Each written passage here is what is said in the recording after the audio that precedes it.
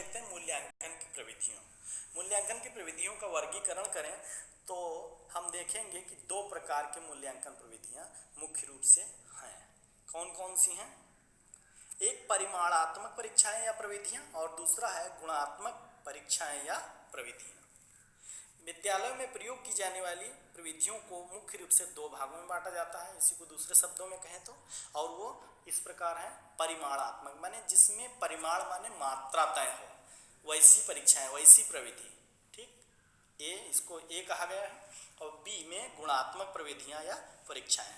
अब हम देखते हैं कि गुणात्मक और मात्रात्मक में कौन कौन सी परीक्षाएं शामिल की गई हैं जो हमारे ज्ञान, बोध और स्मृति के लिए महत्वपूर्ण है।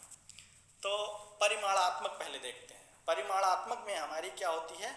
परिमाणात्मक परीक्षाओं को हम यदि देखें तो मूल्यांकन में इस प्रकार की प्रविधियां अत्यंत उपयोगी होती हैं, विश्वसनीय होती हैं और वैध होती हैं। और ये तीन प्रकार की होती हैं। कौन कौन सी?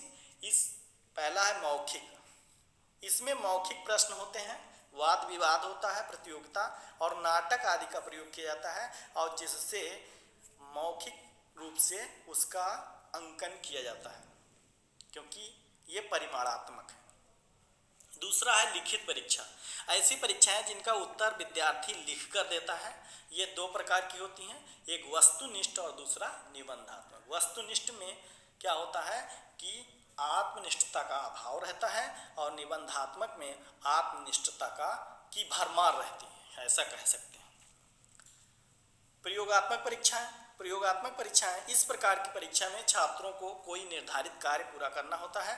विज्ञान, गणित, भूगोल, गृह विज्ञान, कला, क्राफ्ट, काष्ठशिल्प आदि विषयों में इसका उपयोग होता है, तकनीकी में इसका उपयोग होता है। अब हम गुणात्मक परीक्षाओं की चर्चा करेंगे या प्रविधियां। हम मूल्यांकन की गुणात्मक प्रविधियां। गुणात्मक प्रविधियां जो होती हैं, विद्यालय में गुणात्मक परीक्षाओं का उपयोग आंतरिक मूल्यांकन हेतु किया जाता है।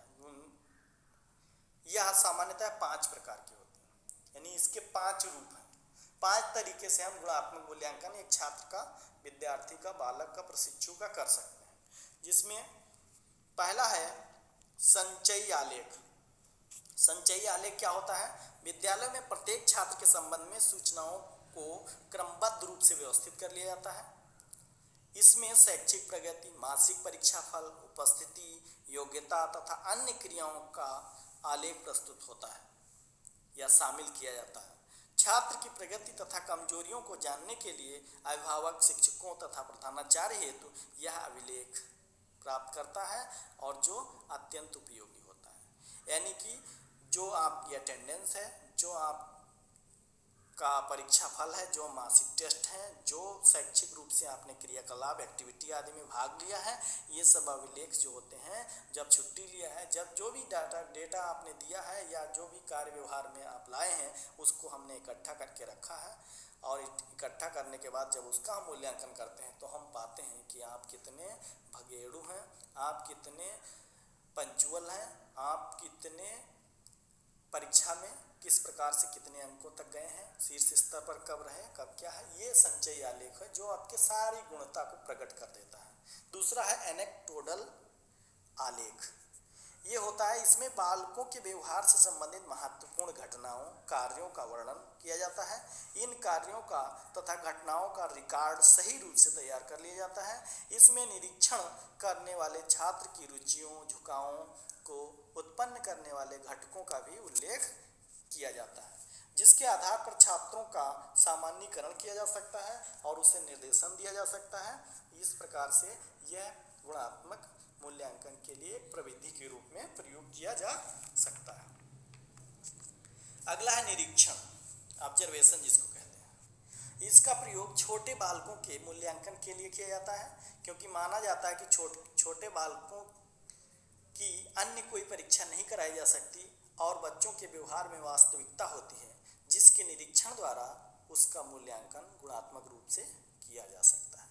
उच्च कक्षाओं में छात्र स्वनिरीक्षण, आत्मावलोकन के द्वारा ही इसका प्रयोग करते हैं। जांच सूची। जांच सूची जो होता है, चेकलिस्ट जिसको कहते हैं, जांच सूची का प्रयोग अभिरुचियों, अभिवृत्तियों तथा भावात्मक पक्ष के लिए किया जाता है। इसमें कुछ कथन दिए जाते हैं, उन कथनों के संबंध में छात्रों को हाँ या ना में उत्तर देना होता है। इस प्रकार के कथनों की सूची की रचना करते समय स्पष्ट उद्देश्य बना लेना चाहिए और प्रत्येक कथन को किसी विशेष उद्देश्य का मापन करना चाहिए। जैसे आपको शिक्षण सोपानों का स्मरण करने में रुचि है, हाँ या नहीं। बालक उत्तर देगा, लिख देगा। आप पाठ्य योजना में रुचि लेते हैं, हाँ अथवा नहीं। आपको कक्षा शिक्षण में आनंद मिलता है, हाँ अथवा नहीं। इस प्रकार की जांच सूची द्वारा छात्र या छात्राध्यापक की शिक्षण रुचि जानी जा सकती है और उसका मूल्यांकन किया जा सकता है। इसलिए गुणवत्तापरक मूल्यांकन की प्रविधियों में से शामिल किया गया है। अगला है रेटिंग स्केल।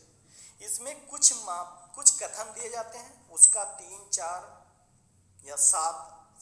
5 या 7 बिंदुओं तक रेटिंग करने के लिए छात्रों को कहा जाता है।